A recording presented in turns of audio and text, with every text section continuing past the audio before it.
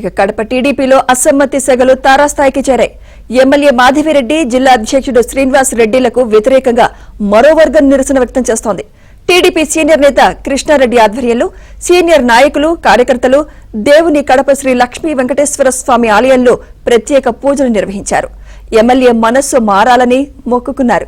YCP నుంచి వచ్చిన వారికే ప్రాధాన్యత ఇస్తున్నారంటూ వారు ఆరోపించారు. ఎమ్మెల్యే గెలుపు కోసం కృషి చేసిన తమను విస్మరించారని ఆవేదన వ్యక్తం చేశారు. పార్టీ సీనియర్ నాయకులు పుత్త నరసింహారెడ్డిని కలిసి తమ ఆవేదనను వ్యక్తం చేసినట్లు తెలిపారు.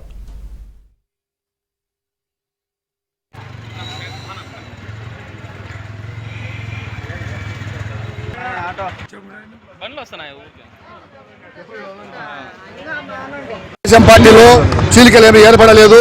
తెలుగుదేశం పార్టీలో జరుగుతున్న అన్యాయాన్ని ప్రశ్నించాలనే ఉద్దేశంతో దీన్ని వేదికగా తీసుకున్నాము. మాకు గత 20 సంవత్సరములు వైసీపీ ప్రభుత్వం, వైసీపీ, కాంగ్రెస్ కడపలో ఎమ్మెల్యేగా ఉన్నారు. తర్వాత మాధవిరెడ్డి గారికి అసెంబ్లీ నియోజకవర్గం ఇన్ఛార్జిగా ఇవ్వడం జరిగింది. ఇచ్చినది మేము తిరుమల తొలి గడప దేవుని గడప శ్రీ లక్ష్మీ వెంకటేశ్వర స్వామి సన్నిధి యందు ఆ రోజు ముక్కుకొని ఈమెను గెలిపించుకోవాలనే ఉద్దేశంతో ముక్కుబడి చేసుకున్నాము. తర్వాత అంతంతై ఎక్కడికో వెళ్ళిపోయి ఆ మాధవిరెడ్డి గారు విజయం సాధించినారు. విజయం సాధిస్తే కార్యకర్తల అందరిలో ఆశాభావాలు కనిపించినాయి. కానీ కొన్ని నాళ్లకే వైసీపీ వాళ్ళు ఇది గమనించి 8 మందిని, అంటే అష్టదిక్పాలకులు 8 మంది కార్పొరేటర్లను తెలుగుదేశం పార్టీలోకి పంపించి మాకు దరిద్రం పట్టేట్టుగా చేసినారు. ఇది ఏమాత్రం సహించము.